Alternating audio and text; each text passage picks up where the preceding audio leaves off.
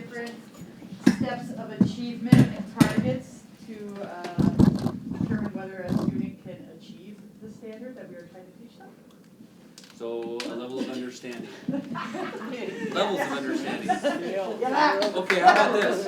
On a scale of 1 to 4, 4 being the most, how many is that a 4 as far as understanding proficiency skills? Raise your hands on if you're a 4. Okay, there's 2, 3, 4, 5, 6, 7, 8. All right. How many 3s are there?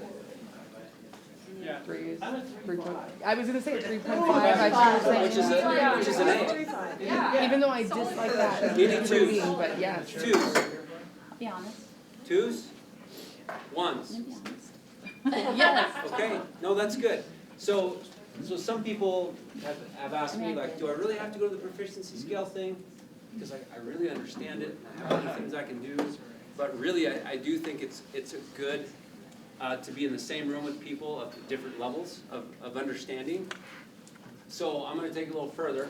Holly, can you explain how we get proficiency scales from our priority standards and curriculum and being on a curriculum committee?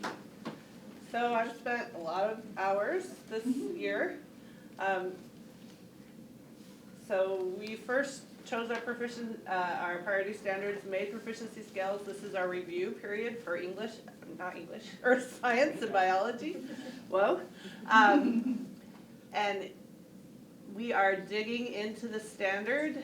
We so in science we use NGSS, and we have the people who wrote those standards and wrote Idaho content standards from those have specifics that we have to really dig through and make sure that what is written and our understanding of that standard is what they would like us are the same on the proficiency scale.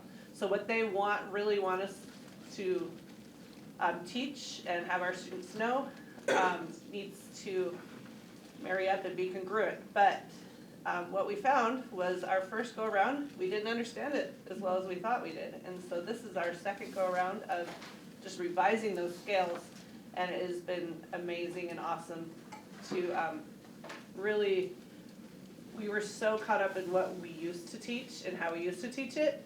And then now that we've been on this journey for a little bit, it's been awesome to see, oh no, that's not what that means at all. We've just got to do it this way instead. And it just that progression has been really cool and really amazing to see. So there is curriculum, we break it down into, and we take the standard and we pull that apart into student-friendly language. And then the 2.0 in science, we just put all those skills that they need to do to be able to reach that 3.0 and be proficient. So I think I understood you too. You were writing summative assessments Yes. over there. So how do you use those priority standards, proficiency scales to come up with your summative assessment?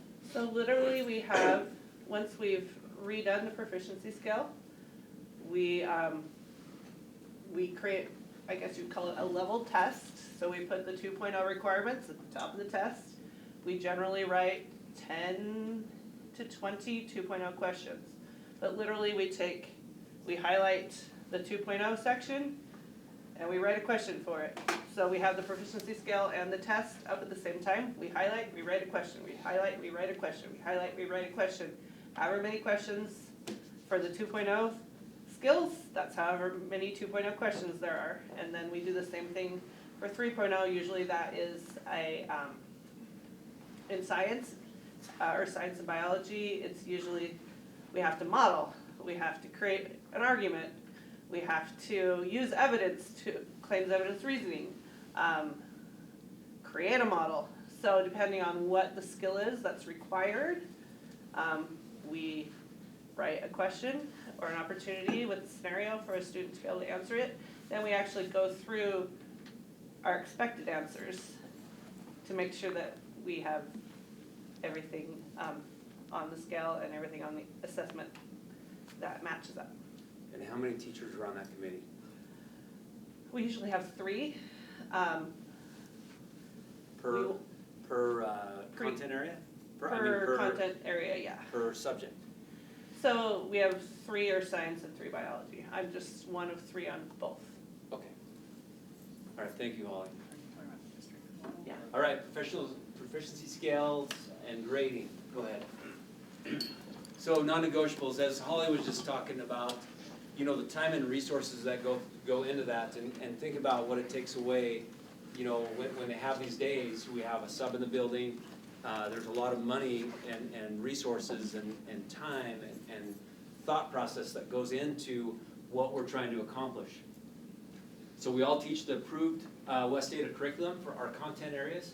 If your curriculum has priority standards and proficiency scales, you should be using them to guide and assess student learning. And it's really not an option. And I know that there's some content areas in front of that are ahead of others, but that's your guide, and that's, you know, you work for the district, and they're trying, they really want what's best for kids, and we want to maximize their learning, and we really should be following that and embracing it. You know, I think Delaney was saying a little while ago, you know, there are some disparities and you know, some levels of understanding and a little bit of disagreements on this, but we need to embrace that and be part of these committees and make sure that you're bringing this up in constructive professional manners in our PLCs. Go ahead. So how many know about where to find assessment and reporting? Contains information on the history and purpose of grading, ethical issues, assessment guidelines for proficiency grading, and training resources. How many knew that that was there and where to find it? Raise your hand. 3, 4, 5. So you guys just learned something today. We know where to find it now. Under the web apps, you go to assessment and reporting, and you should be able to find a lot of information there. Okay. All right. Okay, so if you are someone who showed up to the last sort of lesson that we ran on this, this is a similar PowerPoint, but really the point of this is to highlight some of the things in that district handbook, because I repeatedly hear well, why hasn't anyone in district told us this? In the nicest way, they believe that they have. They believe that we all spend time looking through that handbook all the time, in our free time on Sundays, that we're just reading through it. I don't know if I'd recommend that. It's long. There's a lot of information there. So if you're struggling with something, maybe go look at it. But it's a lot of information. But district believes that that's them communicating to you guys that we should be doing this, right? So this is kind of Mountain View's attempt to say, all right, let's just admit that none of us are reading the handbook and go over what we need to know, okay? We have to sort of start here with our foundation, because there's different ideas behind assessing and what a grade book looks like. So norm referenced is probably what most of us went to school with, right? Where we think of a bell curve, we think of students being ranked against each other, and a lot of us remember the days where we had to bring a Kleenex box and get 10 points in the grade book, right? That's all old school. We're in sort of a new wave of education that's criterion referenced, that instead just asks us to hold students accountable to a standard instead, right? Nothing else, just a standard. And if students can demonstrate that they have skills and they have content knowledge against that standard, that they are going to do well, right? That's the overall goal of criterion referenced education. This comes directly from that handbook. It's kind of what they start with. This is really districts saying this is what we believe the purpose of a grade book is. So they believe that grades should represent what a student knows, is able to do, and understands in relation to a standard. And then they're very clear that non-academic skills should not be included in our academic grades.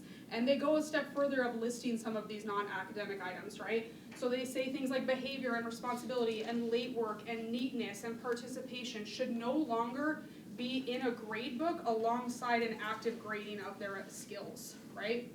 Those things are not included. That does not mean that they shouldn't be somewhere, right? So for example, the English department, we started this 6 years ago. It's been a whole rocky history. I'll tell you about it sometime.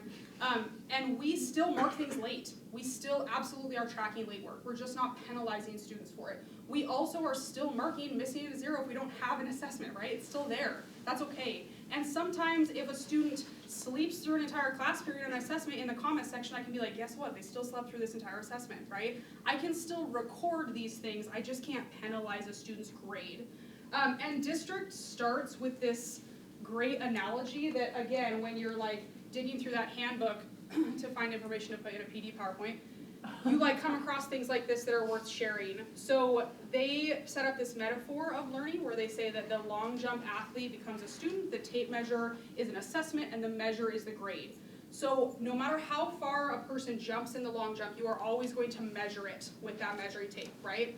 And even if that long jumper is a jerk while they're jumping, you're not going to change the measurement, right? Even if they jump and then they like throw up afterwards, you're still not going to change that measurement, right? And you're still going to give them feedback about how they can jump further. You're still going to be coaching them. We're still teachers giving feedback, but we're not going to change the measurement of a student's learning, right? That has to stay the same. And we have to find other ways to account for things in our grade book. This is something that kind of Scott hit on, that really our district has spent a lot of time identifying priority standards and making proficiency scales, and so they really believe that priority standards are what should guide our assessment and then our reporting of assessment in the grade book. And as Holly pointed out, our district does, like our curriculum and priority standards are picked by teachers. They're groups of teachers. And the district is like, they run curriculum development all the time. It's constant. In English, we have like an active curriculum revision or priority scale revision every year. There's like one happening all the time. So please don't think that these things are static, like they're constantly being updated. So if you're not happy with something, if you don't like how it's being used in your classroom, you don't like what it's looking like for student learning, then ask to change it, right? Like, ask to update.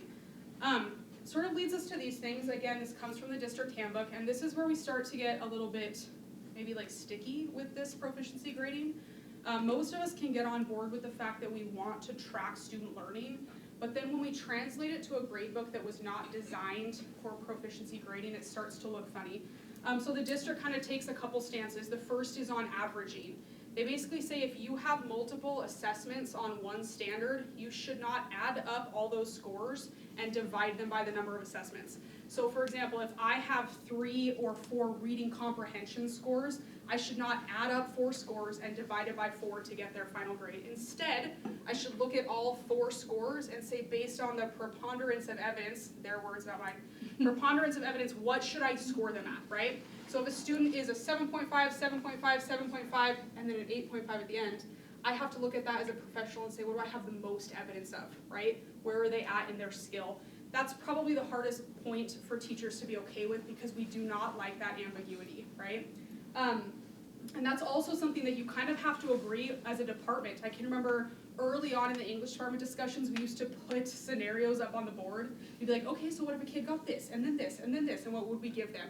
And we just like hashed it out. What does this mean for us, right? Where are we gonna err on the side of? Most of the English department has decided to err on the most recent assessment. So if a student ends at their highest, we give them that score. And then we always err on the side of the student, right? So if a student has a higher score at the end, I'm usually not gonna penalize them, go backwards, or give them a lower score unless I have a lot of evidence to do so, right? That would take a lot. The other thing that districts really,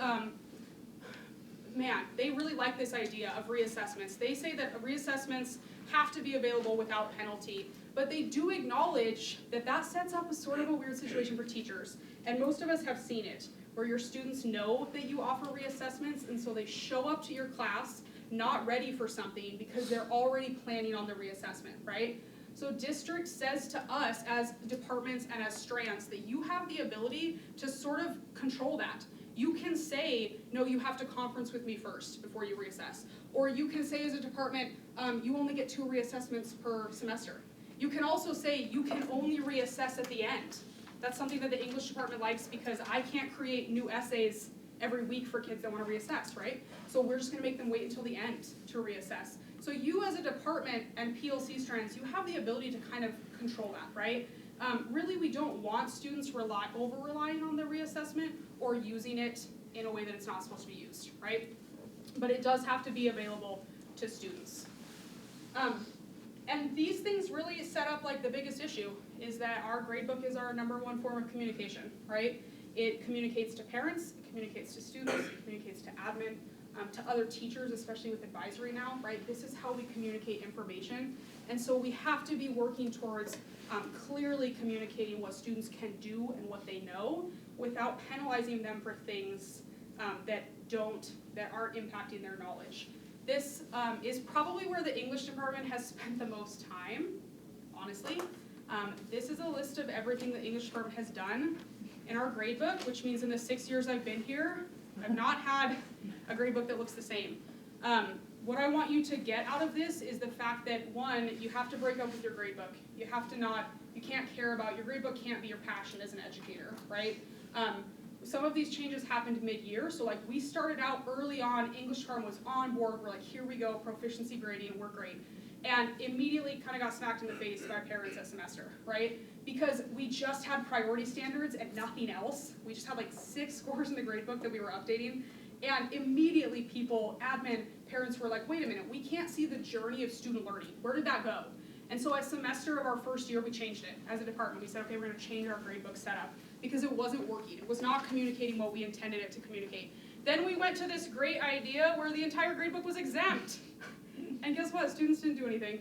Because if it's exempt, they're not gonna do it, right? And so we were like, ooh, that wasn't our best idea. So we added these active grades at the end. We tried that. We didn't love it as a department, so we moved on from it. We kind of moved to a rolling grade book where like the assessment that we were on was active, and then we would exempt it when we got to the next one. The problem with that was the students would wait you out. They'd be like, well, when's the next assessment? You'd be 3 weeks. And they'd be like, I'll sit on this for 3 weeks, right? And so we kind of, the second to last one, I think a lot of people in the English department liked, where we leave our grade book active for the entire unit. That works well for English because our units are long. We have 9-week units, so most kids aren't willing to sit on a low grade for 9 weeks. They want to change it at that point. And then also with advisory being a thing, now they really want to change it, right? So we would just exempt all of that at the end and give them their priority score. The bottom bullet point is kind of where we're at right now. We have weighted categories with 2 assessments for each priority standard. The English department loves this, but we have been told by district that we can't do it again. So we were like, this is the best, and they're like, no. So we're probably gonna go back to that second to last bullet point. But what I want you to get out of this is that we've been doing this for 6 years and we have changed every year, sometimes at a semester, right? It's going to change, it's gonna be clunky, you're gonna have lots of conversations about this. But ultimately we have to remember that our goal has to be to communicate information about student proficiency. That has to be the goal, right? No matter what changes you make, are you continuing to communicate what they know and what they can do? And are you not holding their learning journey against them? You shouldn't be penalizing kids on the last day of the semester for something they did on the first day of the semester. Because ultimately our goal as educators is to help them grow, right? We hope that they end higher than where they started. And we have to give them credit for that. That has to be what we leave them with. Although that sounds really fluffy and like, right, the pedagogy behind things, we're all on board, it's hard. It's really hard when you get into it. And this is where the English department starts every time, which sounds silly. I know some of us have been teaching our contents for a really long time. Some of us have been teaching for 20 plus years. And so when I tell you to start with your priority standards, you're like, stop it. I have those memorized, right? But the first thing that the English teams do is open our curriculum when we start. And mostly that's because when district changes something in your curriculum or your priority scales, I don't know if you know this, they don't tell you. They just change it. Yep. And then they put a nice little like thing at the bottom that says updated on this date. They're not sending you an email that's like, hey guys, we changed it, just make sure you look. No, like they don't tell you. So we open our curriculum every time we start a new unit. For us, that's every quarter. We open our curriculum, we look at our priority standards. Because again, yeah, they might change it on you, sorry. And sometimes they do it with priority scales too. They'll change it and you'll be like, wait, what? What version am I using? So we just start there, right? We open it, we all agree, do we see the same priority standards? Are we using the same priority scales, right? And then we talk about our success criteria. That probably takes the most amount of time. It's probably worse for English because we have things that say, I can write a clear and complex claim. And then 12 teachers with English degrees disagree on what a clear and complex claim is, right? So we have to agree on what proficiency looks like. If we're telling kids they have to cite evidence, what does that mean here, right? What does it actually mean to be proficient?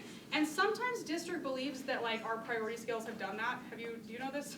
Yeah. They think those are like really kid friendly, and then the kids are like, what?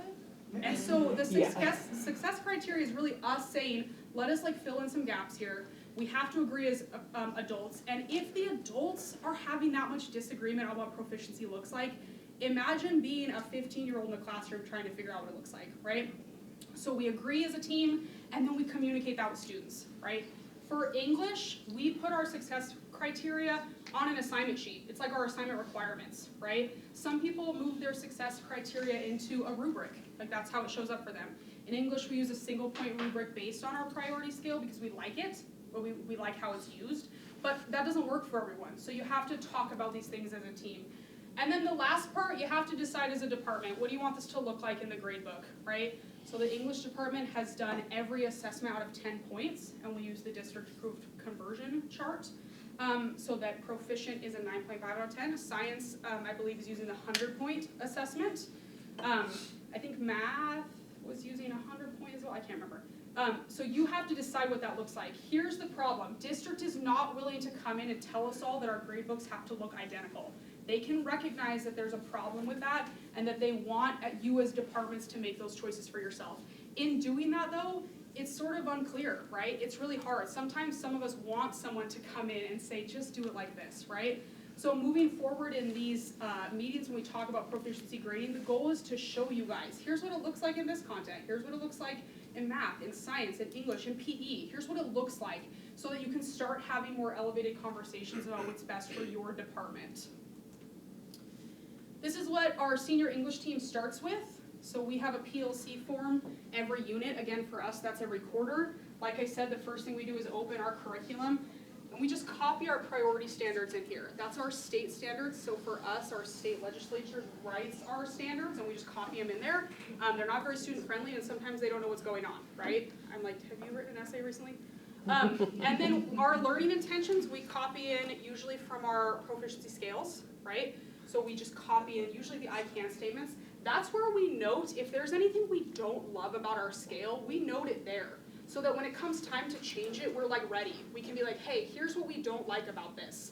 So we note it there, and then this is where a bulk of our work is, right? That success criteria. What does proficiency look like on this standard? What does it look like on this assessment?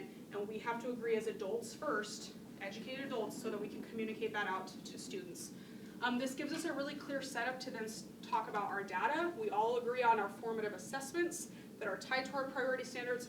We agree on the date that these assessments are going to be done so we can talk about them. And then we put our data in here. And we've had to really shift our thinking here that like data isn't held against a teacher. If my kids really sucked on argument and Galloway's kids rocked, like we have to talk about what the difference is then, right? And I don't need to be offended that I like sucked at it, like maybe I missed something, maybe I need to add something. Or if all of us are seeing that our skills are really low, what are we gonna do to like raise that then, right? If everyone is seeing the same problem across the board, then we need to like address it as a whole team. This is also where we started tracking our late and missing work, which is one of the reasons that we can tell you that late and missing work is still a problem. Like this system doesn't like fix that problem. In fact, some people think it makes it worse. But we started tracking, right? We started adding this to our PLC forms so that we can have these types of conversations. This is something that we're going to share with you guys, so if you like this, if you're like, you know what, we can start using that, you're welcome to, or you can just take parts of it. If you don't like it, it doesn't work for you, don't use it. Yeah? Scott? How many are familiar with self-efficacy and collective teacher efficacy? Raise your hands. So, reassessment. Bill, can you explain self-efficacy and what .65 means, please?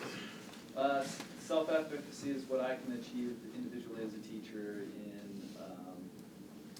communicating the expectations, learning standards with my students, and achieving those effects. And .65 is in the desired zone of those effects, but I won't, well, that's where I'll leave it. Yes. So at .4, that's kind of the breaking point of learning more in the current year, learning more than a year's worth of knowledge or content. So who can explain what a collective teacher efficacy is? Andrew. Sure, yeah, it's just sort of the same concept, but on a building-wide level. Like, as a group, do we feel collectively that we are effective in doing those things? So like our collaborative groups every Wednesday, the discussions we have, the informal discussions we have, like in the hallway, talking about an upcoming lesson. I had a teacher that other day say that, you know, her and her teaching partner just started talking and they actually modified what they were gonna be teaching based on their discussion. I mean, they still stayed true to the proficiency scales or the standards, but they just tweaked kind of what they were doing, and there was a collective effort. Another thing that I would say is really that, you know, every student, when they walk in this door, they know they're gonna get greeted. They know that it's an expectation to be on time. They know that they need to put their cell phones away. Now, kids don't tell the truth all the time, and they might say, Miss Dowd doesn't make me do anything. She just can't. And that's not true, but we only gotta worry about what we're doing, but also stay true to our collective agreements and beliefs and the way we look at proficiency scales, the way we lesson plan, and then the expectations of how we measure student learning. So when we do that, 1.56, what does that mean? Who can explain that?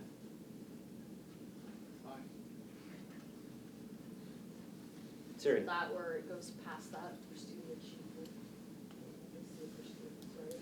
We group together and we build that confidence in each other, and then that's passed on with our engagement with students. So it's like, I think somebody said in the last group, like 150% Yeah. of a year's worth is where we'd be there. They can tell too, right? They know we're confident we're ready to do it. Right. Or a year and a half's worth of knowledge, right? They know. Yeah. Anybody else on this? Any thoughts about that? Anything that maybe tweaked your mind about a collective teacher efficacy, what that might mean?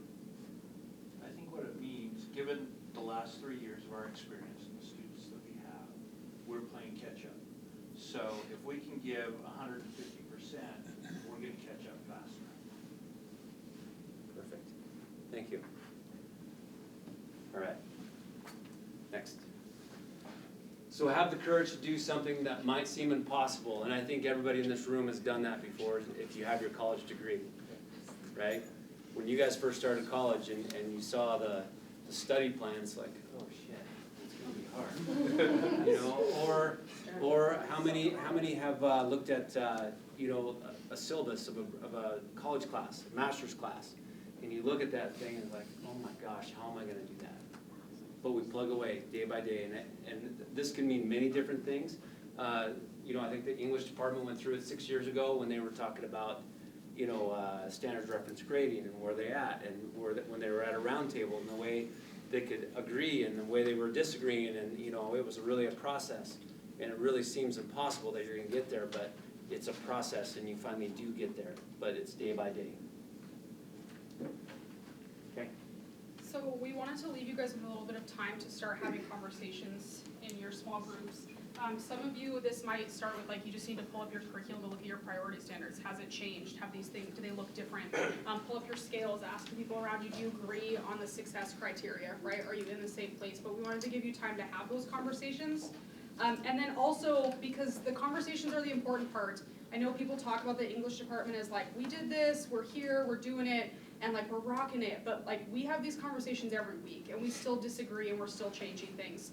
So I don't want anyone to come out of here being like, wow, the English department has it 100%. No, we don't.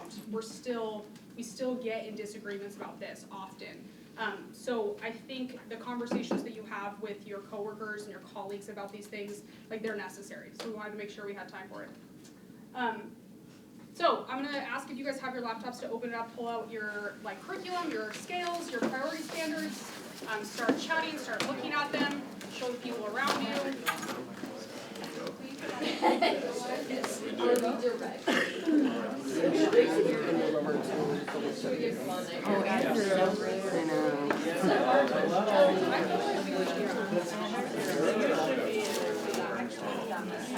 There you go.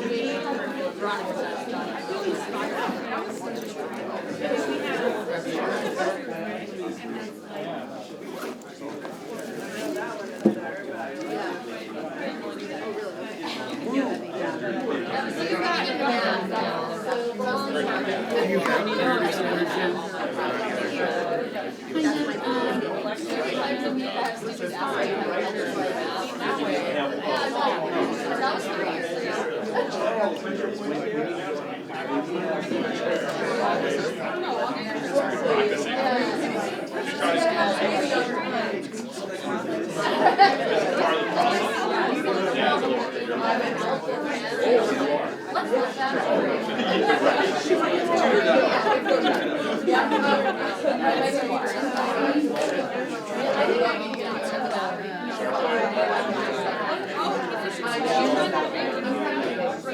Not in here. Security.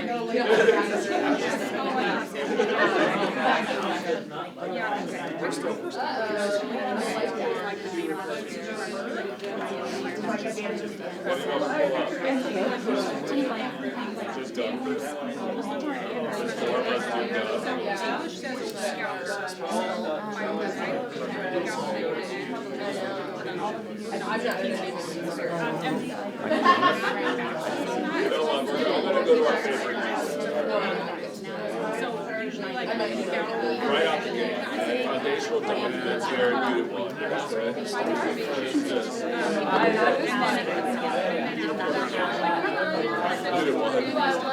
Actually, this week goes to the Wow. I mean, like I said, it's basically it's just me.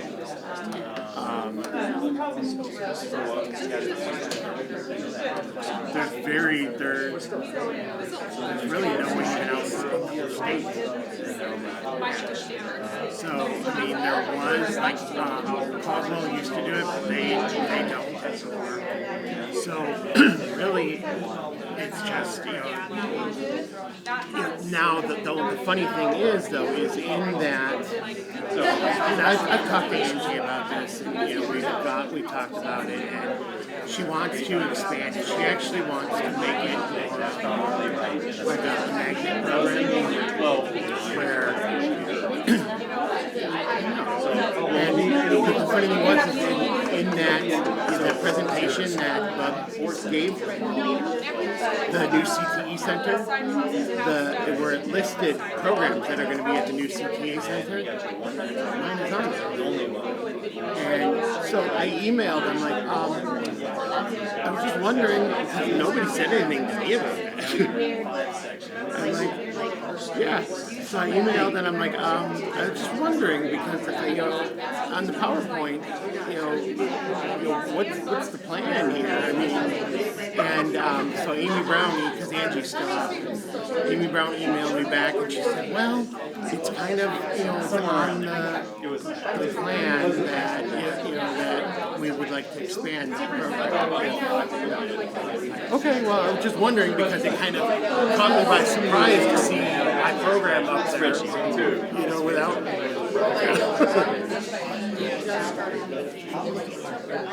Thank you for being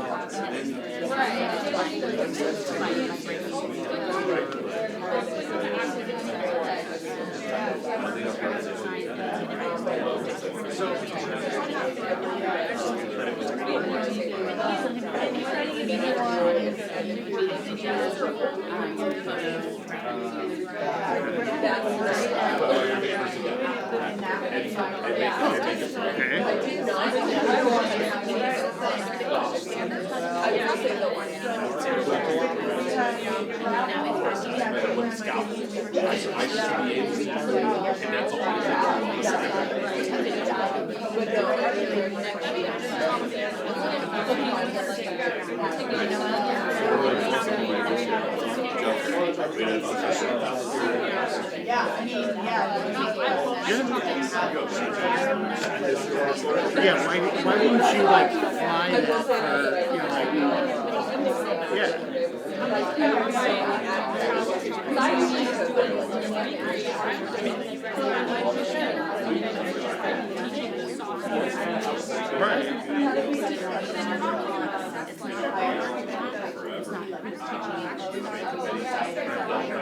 that you're not involving,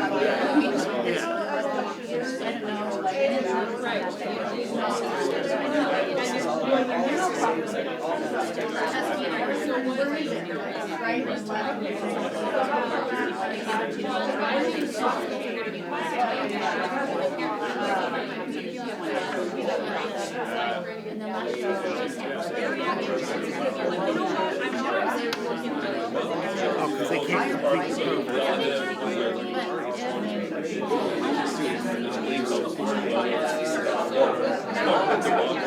Why'd you roll your eyes?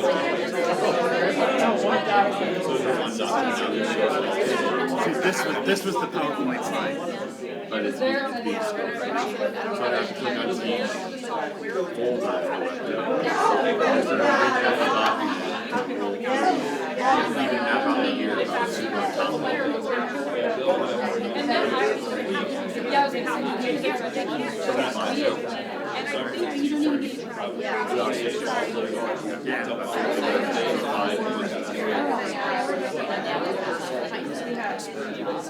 No, I think I never. Just talk about that, yes. Yeah, that, no, how we got to talk about this, technology, media tech, support here and things. Good example. So I've so Josh and I were collaborating on morning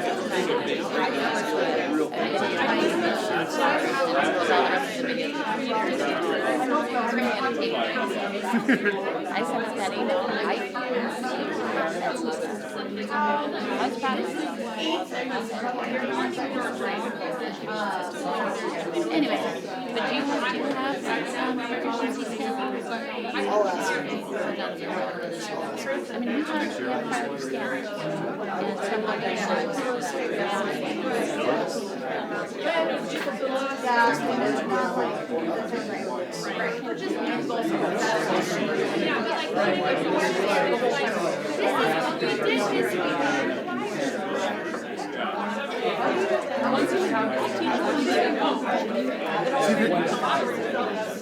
That was my thing, is that so you do this proficiency space, but then you still convert it back to a letter grade A, B, C, D, E. So it's kind of like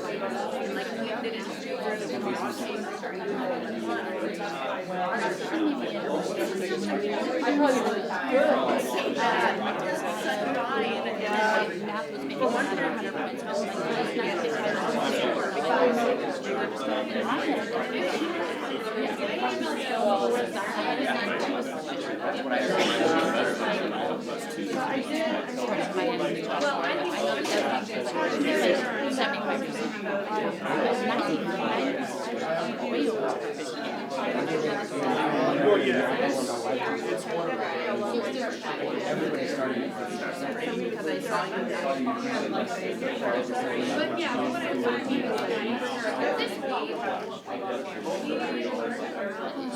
First, next year, of course.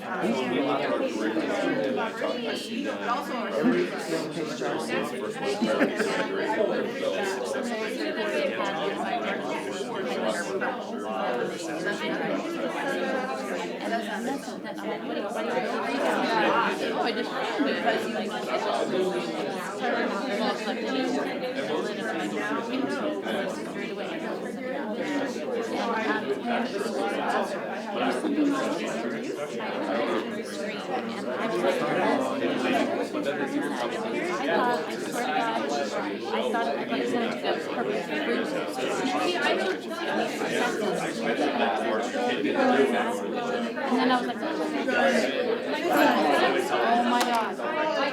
Did it carve priority standard? But they can't figure out what it looked like. I know, that's what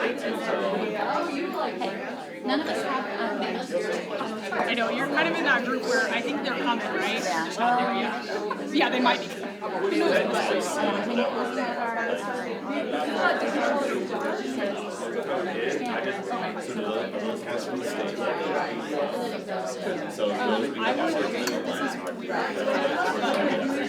you have standards, I would set up yourself, because one of the reasons that you didn't just jump in, because we were like driven by our passion. We didn't write it until we were we were like, no, I don't want this to be something I have to do. So we were like, no, first. And then they're like, hey, we need ideas. And we're like, here, do this. And they like took it. We were like, hey, we love this. And they were like, yeah, cool. And they just like, yeah. So we were started just picking, doing like, started looking at other people and be like, hey, well, this is my friend. They will come to you. They will come every day. You want it on yesterday to talk to them. That's even more. I used to be the first one in the industry, but now there's like not so many other wives. She and I got that one too, so we did a lot of that.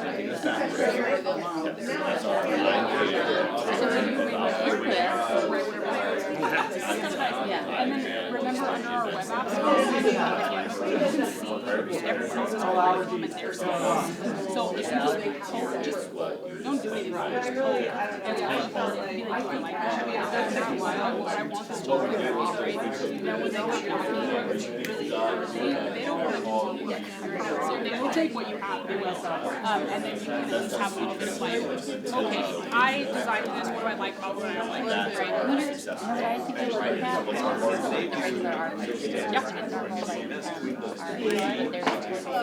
See what they have, I don't know. And then it's easy to change things when the things are right? Starting from scratch is probably some right? Just mad at each other all the time. It's so grumpy.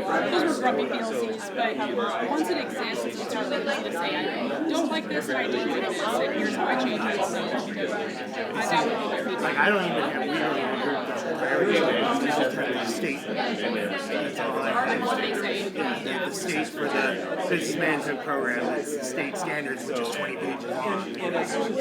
So then, does district say you can set like you can decide what you want to do? Well, what it is that my program, it's curriculum that we purchase. We purchase the program. So they kind of, it's all, pretty much it's laid out from beginning to end. So I guess the priority standards would be the standards that are covered by my curriculum. But there is no document that says these are the priority standards. That would be too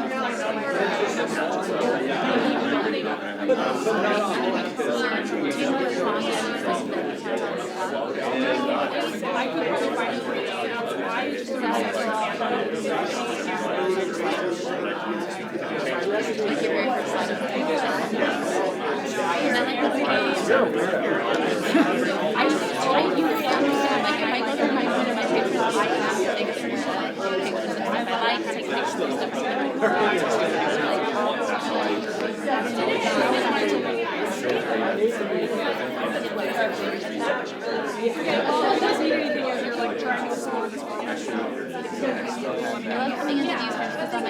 my students made that poster, and that poster, oh, and I love that poster. too. I love when I have those students because their students are the ones who are like, can I just make a poster for this book? I'm like, yes, you can make a poster for this book, right? That's cool. I love it.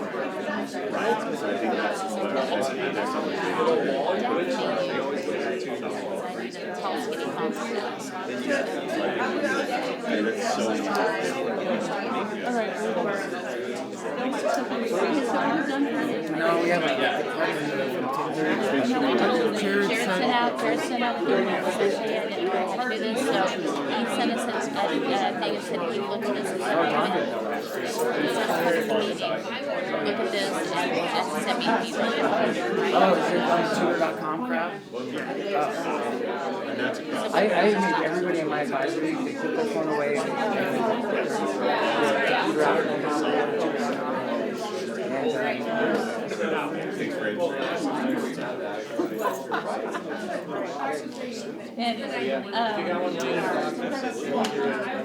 we do not cheat. That's what Jared said in that email.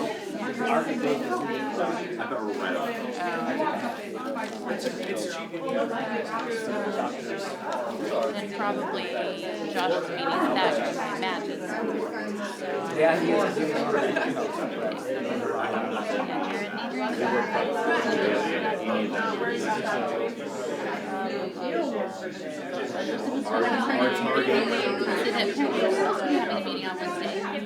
I'll be honest, I didn't know this, I can't run this.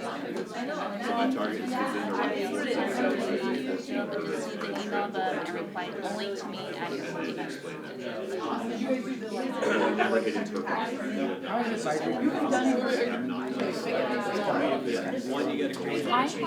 I'm just trying to do a study. No, I do. I mean, I head off second quarter, so. But right now, I have. We have PLC, we have CTE advisory. Which means that I only. every other day, I have, this quarter, I have all seniors. I literally have only had 2 kids show up each day. Oh yeah, I'm supposed to have 10 to 11 each day. I think 1 or 2 have only been showing up every day.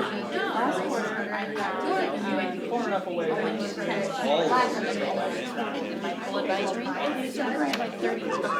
And like yesterday, out of like the 15. So I have. And I know yesterday was a senior, like go get your hot dog or whatever. Today, so maybe I can shop for that. But I have 9 that are supposed to be there in 8 days and 10 that are supposed to be there in 8 days. And since the quarter started, I have, like on A days, only 1 shows up, on B days, only 2 show up. I just mark them absent. So sometimes So easy, so then I'll click on it. like 3 times, so I click on it, and it's like halfway through my yesterday, it's like, I'm supposed to give your advice, but I've been really okay, well, I had him for advisory last quarter, and I was like,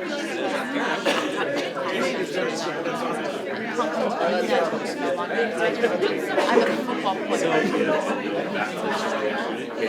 The press is your football player. Yep, so that's, I'm supposed to be, I said, well, do you also have a CTE class?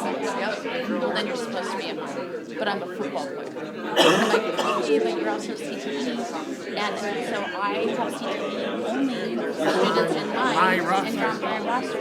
Well, who's going to take it? He's going to take it. So I'm just going to go back to his school, dude, I will unmark you absolutely today, and if you, so I should have you come in on Friday.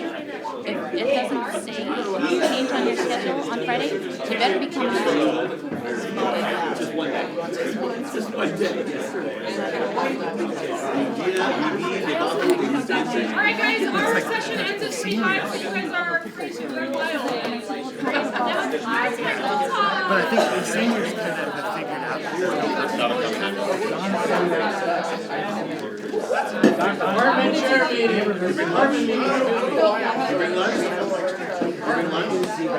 Yeah. Bring lunch? I brought lunch, but I just made sure you brought.